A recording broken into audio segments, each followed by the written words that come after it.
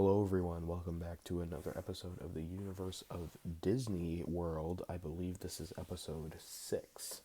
So, I put up on a poll on my Instagram, like I do for all of them, and I asked you guys if you guys wanted to see Love It or Hate It Epcot, or you wanted to see my top 3 pavilions for Epcot. So, either way, this was going to be an Epcot video because I feel like we haven't done one of those yet.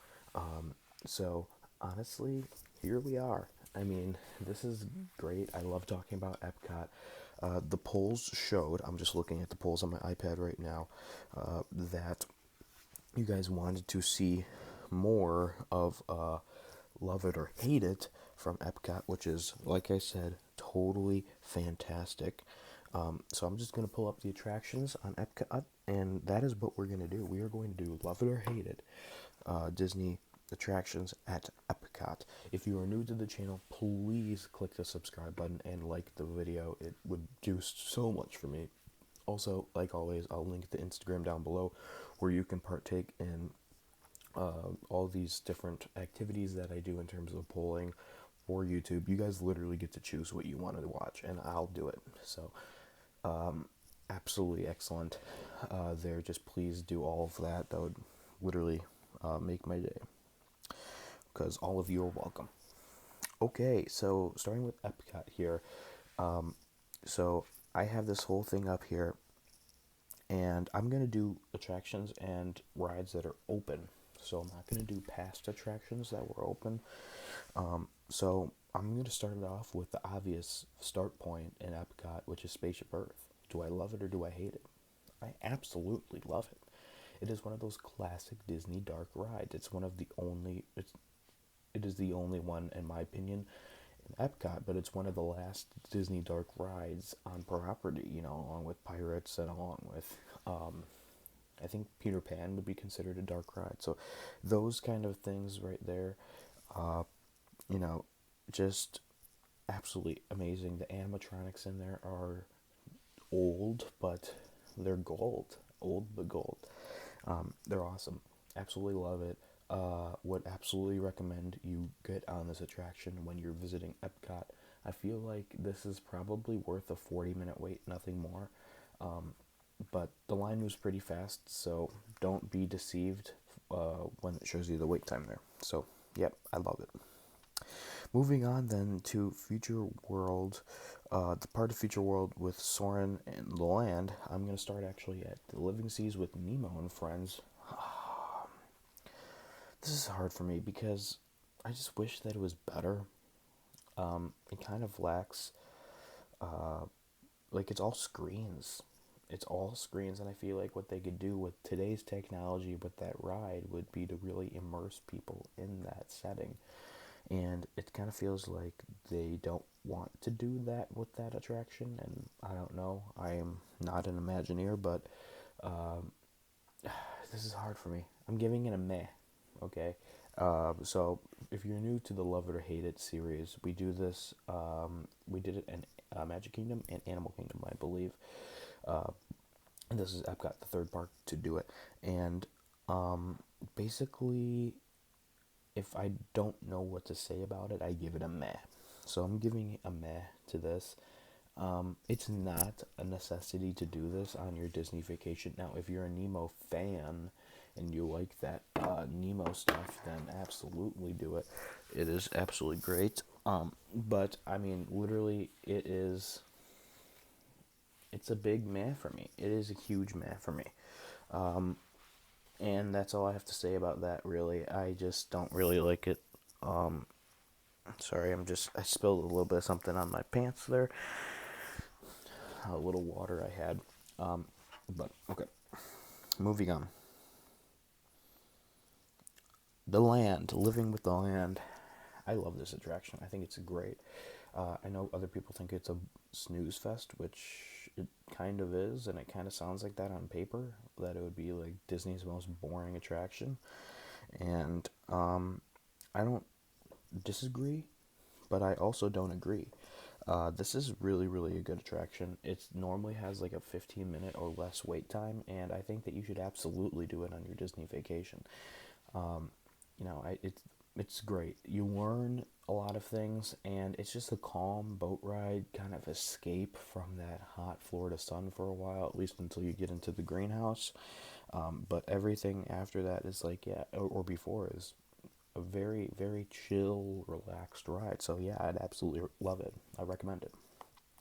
Moving on to Soaring. Now, this one's going to be a little bit of a controversial ride because of the fact of the screens. And I know I've talked about the screens before, but in another video, I don't remember which one. I think it was the first video I ever did, which was the winner of the bracket. But Soarin' has its issues, and here's the thing: I love it anyway. I absolutely adore this attraction. This attraction is so cool. And I like the new one because of the smells and because, it's interesting places. I thought that Soarin' over California and EPCOT was, it was misplaced. I'm just going to be straight up honest. You're in Florida, you're in Orlando for a vacation, and you're going on a ride that's about California. Doesn't really make sense. So I'm glad they changed it. I am not glad they didn't do the screen right. I think that was a severe mistake, and it was lazy, to be honest. They could have definitely done it better in the right way, and they didn't. But that's fine. I still love it. I still think you should do it. Now, whether you want to go there and ask for B1 or ask for the B area, that is up to you. I did it, and it depends on the cast member, but the cast member turned to me and she said, "We're actually not accepting seat requests at this time." And then she later proceeded to say, "Okay, you can go to B." So she changed her mind, kind of, and she kind of seemed irritated at that fact that I asked for B1. She was, like I said, I turned to her and I was like, "Excuse me, is there a possibility where we could get the B section?" And she says, "We're not actually requesting B at this time. Go on to the next one." And she kind of sounded like irritated, if that makes sense. So it just depends on the cast member. More are probably understanding than others, but I don't know. Do it. This one is such a hard one because everyone tries to like it, but it just sucks. Journey into Imagination. This is not good. The only good thing was the original one, and I wasn't even around for the original one. The version that I remember going on my entire childhood was this current version, and I remember when I was a kid, I actually liked it, but now that I look back on it, there's a little bit of that nostalgic factor, but it's just like it's such a crappy ride. When you look at it in hindsight, it's just not good. Do not waste your time and do this on your vacation. You could do so much other things. It's just awful. It's always a walk on. Like right now, I'm looking at it. I'll try to show it to you guys this time. Yeah, you can see it there, uh, right there. It's just 20 minutes. Yeah, it's meh. Actually, no, it sucks. Don't do it. Okay, kind of looping back, we are going to hit up Mission Space. Now, I know so many people hate this attraction, mostly because it took over Horizons, and then also because people just think it sucks and it produces sickness. But I love it. I don't know what it is about it. Here's the thing. I don't feel a need to go on it every time I'm there, but I at least need to do it once every like 3 or 4 trips. It's not a top priority for me to do. Now, granted, if you're a little bit of that motion sickness person, I recommend the green version, which is the less intense training. But the orange one is for those people that really want kind of an authentic relationship with, in terms of being launched into space. and experience that way. And I did both. I did both of them this past time, and the orange one wasn't as intense as I remember. Um, it could just be because I was younger and now I'm kind of like more mature about it, I guess. But yeah, it's here's what I'm gonna do. I'm gonna give it a meh. It's up to you. You guys have heard all of it about Mission Space. If you're still a little bit worried about it, try the green one out. If you feel like you can go more intense than that, do the orange.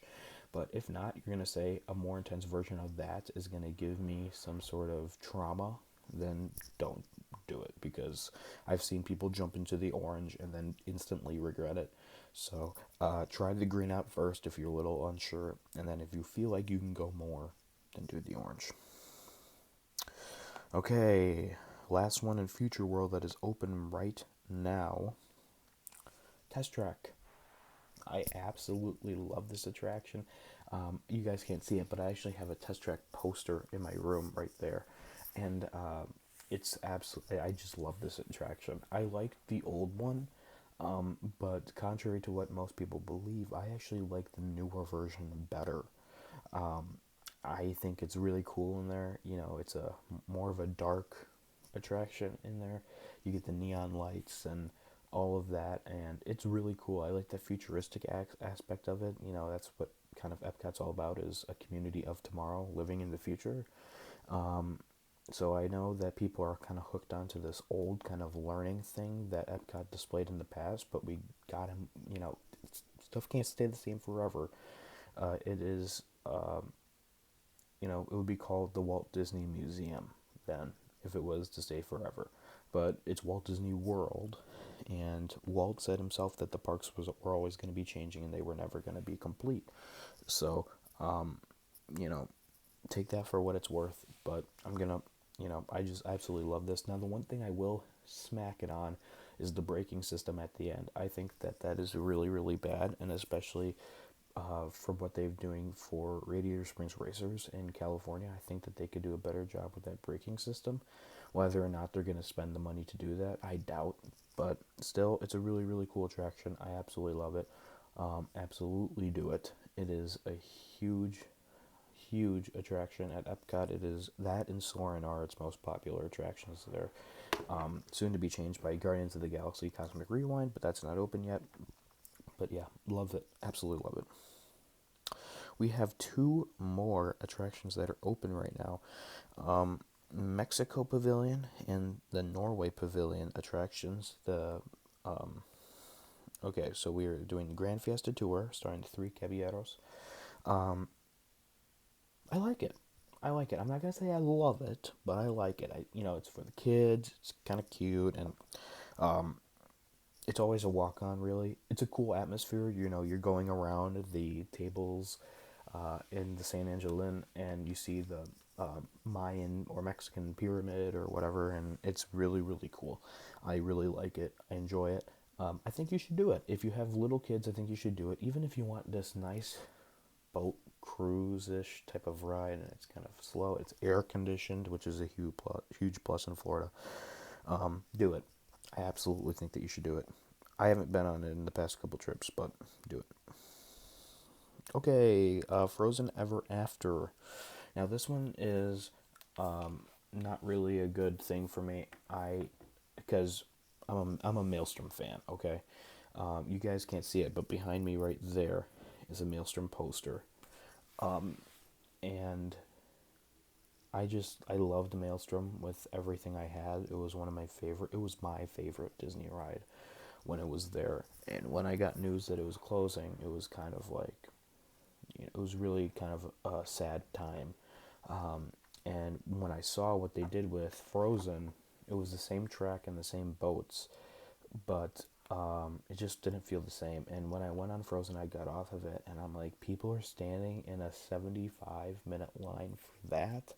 It's the same track as Maelstrom, which was super simple. It had some cool elements. It was this actual Norwegian kind of fantasy boat ride, and it was really, really cool. And now they replaced it with a movie that's not even taking place in Norway. It's Arendelle, which is a town or whatever based off of Norway, I think. I don't, but it's not Norway.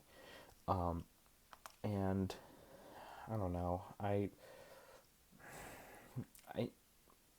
here's my thing. If you have a daughter and they like Frozen, do it, because this is the ride for you. But if it's not, then skip it.